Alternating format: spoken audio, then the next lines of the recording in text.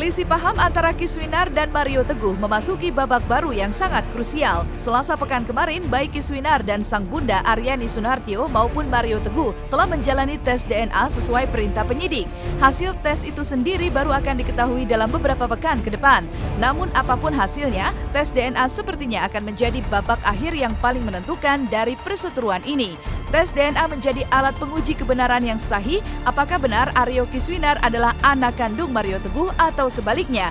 Kiswinar sendiri optimis hasil tes DNA akan membuktikan kebenaran berada di pihaknya. Sementara kubu Mario Teguh justru tak mau berandai-andai. Mereka lebih memilih menunggu sepenuhnya hasil tes tersebut.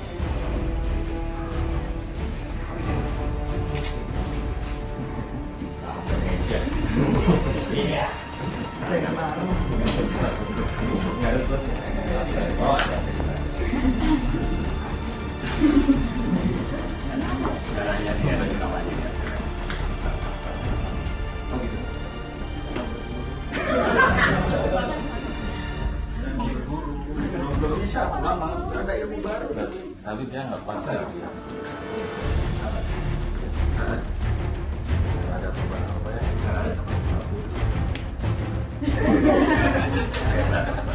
Nggak bisa ya?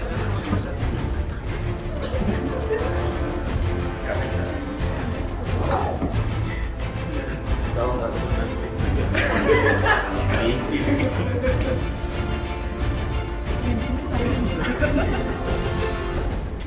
Yang jelas. Mas.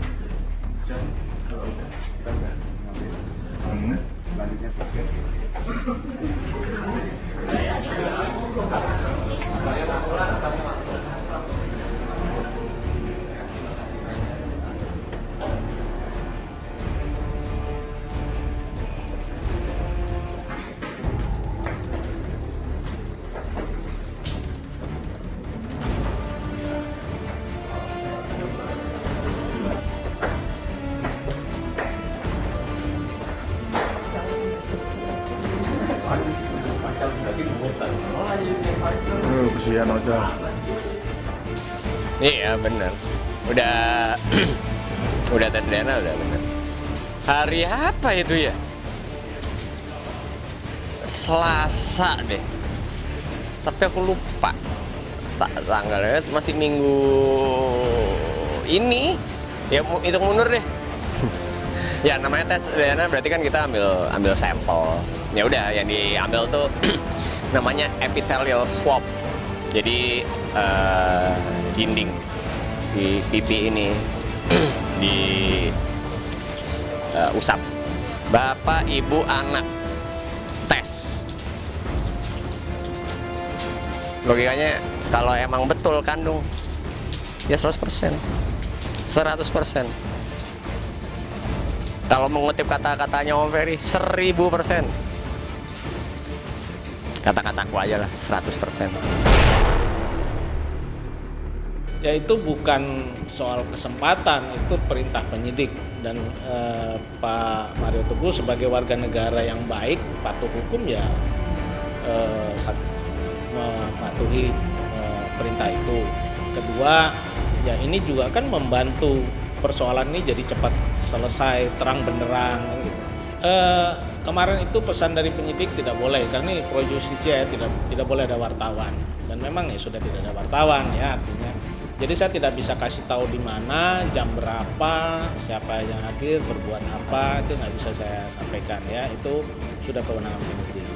Usai menjalani tes DNA, Kiswinar kembali mengurai cerita terkait kenangan masa lalunya dengan sang ayah. Kiswinar mengaku tidak akan bisa melupakan begitu saja kenangan terakhirnya bertemu sang ayah saat usianya menginjak 17 tahun.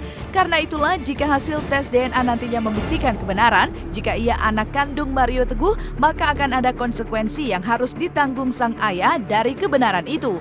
Lantas apa konsekuensi tersebut? Ya memang sebagaimana yang mungkin teman-teman udah tahu ya begitulah gitu ceritanya emang.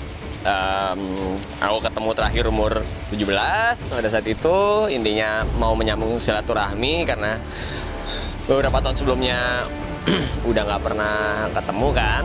Memang dari 17 tahun itu pertemuan terakhir itu ya udah nggak ketemu lagi gitu. Pada akhirnya bukan berarti gini ya, bukan berarti di situ peran ayah menjadi tidak penting.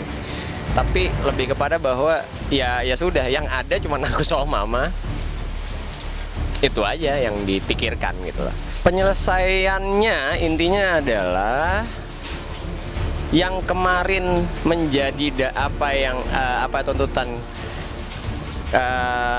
yang disampaikan oleh pengacaraku Om Ferry itu, bahwa meminta maaf secara publik tentang apa yang sudah dilakukan beliau kepada mama, minta maaf sama saya, mengakui saya, dan itu harus diakui, dan ada konsekuensi dari pengakuan itu. Ada konsekuensinya.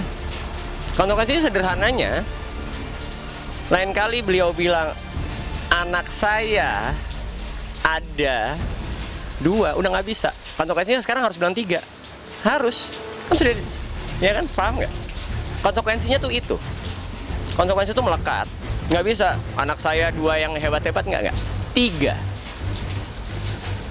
Harus. Kalau kita belum lihat urgensi atau kepentingan pada saat ini, sampai mungkin nanti setelah tes DNA, dan itu saya yakin hasilnya akan dipublikasikan. Karena saya terus terang sebagai kuasa hukum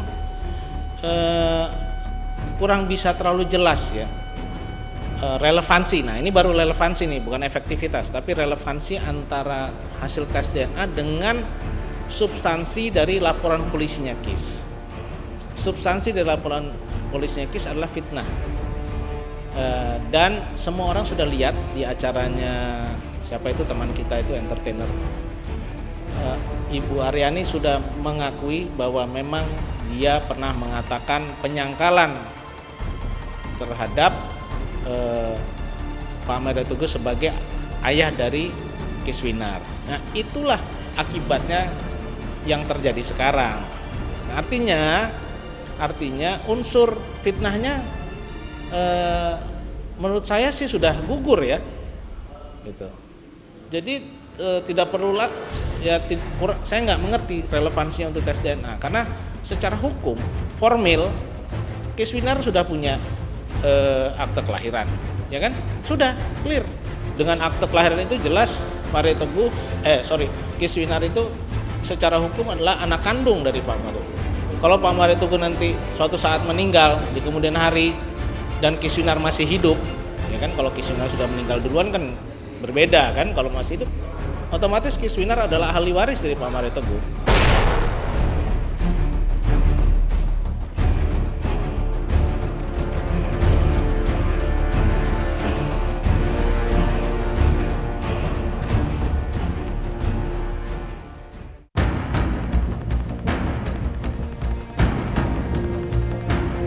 Sementara itu, pernikahan Stephen William dengan Celine Evangelista yang digelar akhir pekan kemarin di Bali ternyata juga masih menyisakan cerita. Ibunda Celine, Vicentia Nurul, yang tak hadir di Bali ternyata memang tidak merestui, apalagi mengakui pernikahan tersebut. Di mata Nurul, pernikahan tersebut tidak sah lantaran ada beberapa hal yang menjadi pengganjalnya. Di luar status Selin yang menurut sang ibunda masih terikat pernikahan yang sah dengan pasangannya terdahulu, persoalan lain yang juga mengganjal di hati ibunda Selin adalah sikap Stefan dan juga keluarganya yang sama sekali tidak menghargai dirinya sebagai calon mertua dan besan. Selain tak pernah meminta izin dan restunya untuk menikahi putrinya, Stefan pun dinilai Nurul sebagai pria yang tak konsisten dengan ucapannya. Toh terlepas dari pernikahan Stefan dan Selin yang sudah berlangsung, Nurul mengingatkan Stefan untuk tidak coba-coba menyakiti Selin dengan cara apapun. Tidak, karena saya tidak tahu, saya tidak diberitahu. Saya tidak tahu, saya tidak diberitahu. Saya itu tahu justru dari teman-teman, saya tahu dari media, gitu loh, ya kan. Saya bukan yang tahu diberitahu secara langsung dari pihak manapun, baik itu yang namanya keluarganya si Selin atau saya juga nggak kenal kok keluarganya si Stefan. Saya nggak kenal, saya nggak pernah ketemu. Saya cuma ketemu Stefan, tapi saya nggak pernah ketemu dengan siapa-siapanya. Tidak pernah ada, tidak pernah ada, tidak pernah ada juga yang menghubungi, tidak pernah ada. Nggak pernah ada, nggak pernah ada. Nomor saya nggak ganti-ganti. Tidak ada yang diblokir, tidak ada, tidak ada, tidak ada. Kecewa nggak sih Tante? Nggak, biasa aja Mbak. Biasa aja, biasa aja. Tidak pernah, Tidak pernah ada. tidak pernah, tidak pernah ada. Tidak pernah ada. Biasa aja, saya sih nganggapnya tuh anak saya cuma lagi pacaran gitu aja. Lagi pacaran sama Stephen, lagi pacaran sama, ya udah gitu aja. Saya pribadi ya. Ya maaf ya. Kalau saya cuma lihat dari apa yang saya lihat dan saya ketahui sendiri, oke. Pagi ngomong apa, ntar berubah lagi dia. Siang ngomongnya udah lain lagi gitu aja. Itu seperti itu. Tidak pernah ada omongan Tante saya mau. Oh, enggak ada, enggak ada, enggak ada. Malah ngomong ke saya tuh Stephen bilang, saya kalau tahu Selin kayak begini mas saya nggak mau deket-deket sama Selin. Sempat bicara sama. Oh iya, iya banget. Iya itu ngomong malam ya. Besoknya saya dengarnya udah lain lagi sih. Paginya saya udah denger lain. Lah ini anak ngomong apa semalam? Bukan yang gimana ya, saya bukan menikah lah, buat saya sih itu biasa saja. Yang penting dia baik-baik, jaga diri. Saya sih lebih kepada anak saya. Ya dia yang penting baik-baik aja deh. Dia baik-baik, dia bisa jaga diri kok. Dia baik-baik, yang penting jangan sampai dia sakit. Nah, istilahnya tuh jangan sakit, jangan ada sakit hati nanti dianya atau merasa disakiti. Ya saya bagaimanapun saya ibu. Saya nggak bakalan seneng kalau sampai saya tahu anak saya kenapa-kenapa. Itu aja.